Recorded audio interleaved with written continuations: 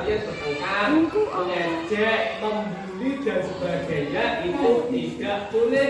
Lanjut. Nah, seorang guru yang baik itu harus memiliki kemampuan dalam mewujudkan budaya positif di sekolah. Jadi saya sebagai guru itu harus bisa menjadikan budaya positif di sekolah. Contohnya apa? Harus saling menghargai, harus saling menyayangi sama temannya. Jadi suasananya itu harus tenang, nggak boleh dengan yang perasaan cemas, gelisah itu tidak boleh. Berikutnya adalah budaya positif tersebut dapat dijalankan dengan menerapkan konsep-konsep inti seperti disiplin positif. Kalian itu harus disiplin. Bagaimana disiplinnya? Datang tepat waktu, berpakaian lengkap, terus tidak boleh melambat, mengerjakan PR harus sesuai, membuang sampah pada tempatnya.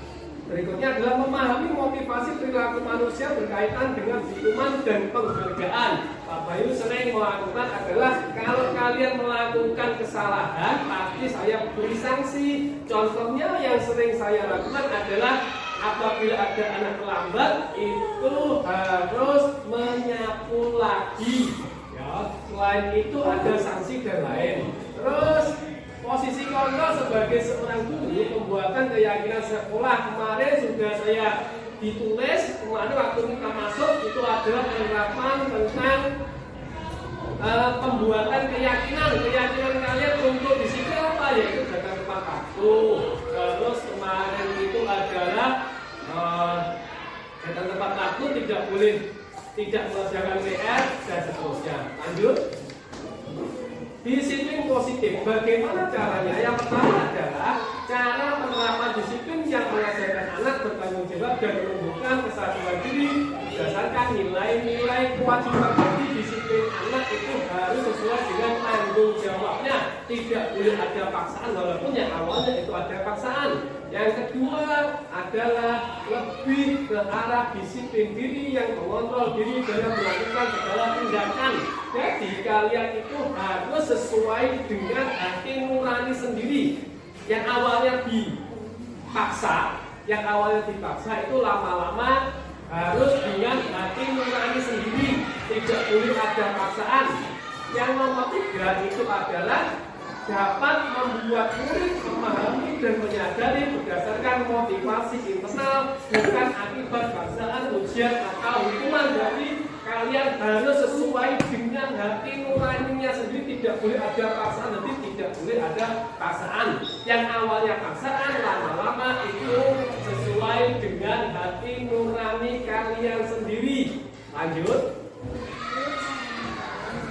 Motivasi perilaku manusia. Jadi kalian itu harus mempunyai motivasi. Motivasi yang pertama eksternal. Eksternal itu dari luar. Ya. Jadi dari luar diri kalian sendiri yang pertama, yaitu untuk menghindari ketidaknyamanan hukuman. Yang pertama adalah eksternal, dari luar diri kalian. Maksudnya apa dari luar diri itu? Jadi kalian itu melakukan disiplin positif pasti awalnya itu ada hukuman. Contohnya apabila kalian terlambat pasti ada hukuman. Hukumannya apa? Yang pertama itu biasanya adalah menyapu halaman. Yang kedua pasti ada denda atau sanksi, itu namanya kalian berperilaku positif itu awalnya dengan hukuman. Yang apabila tidak mengerjakan PR, tidak mengerjakan tugas, itu anak-anak pasti ada sanksinya.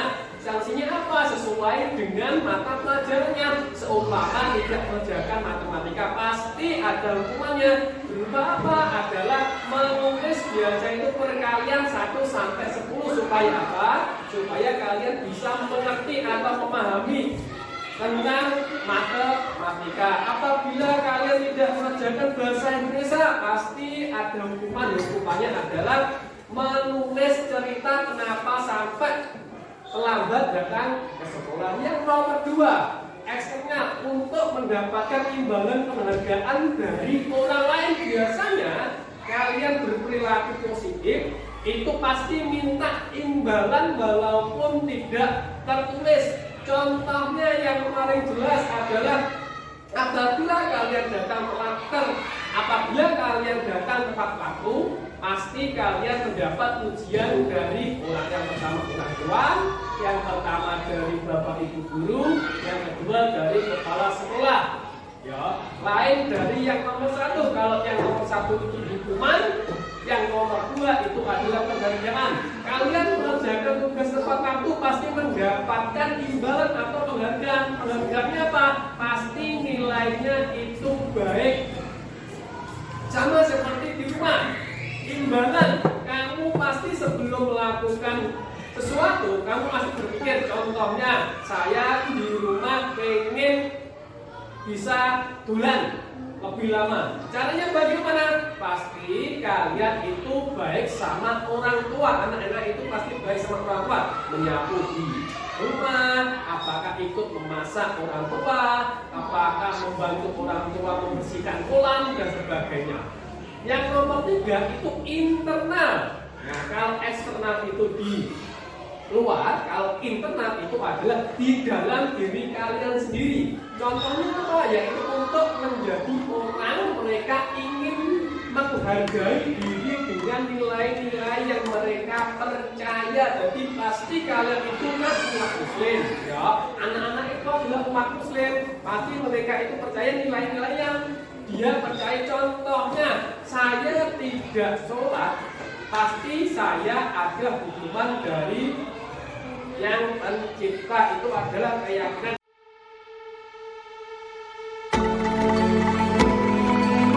Assalamualaikum warahmatullahi wabarakatuh. Perkenalkan, nama saya Aulia, kelas 5 SD 1 Purworejo. Assalamualaikum warahmatullahi wabarakatuh. Perkenalkan, nama saya Anja dari kelas 5 dari SD 1 Purworejo. Assalamualaikum. Perkenalkan, nama saya Tama, kelas 5 SDN 1 Purworejo.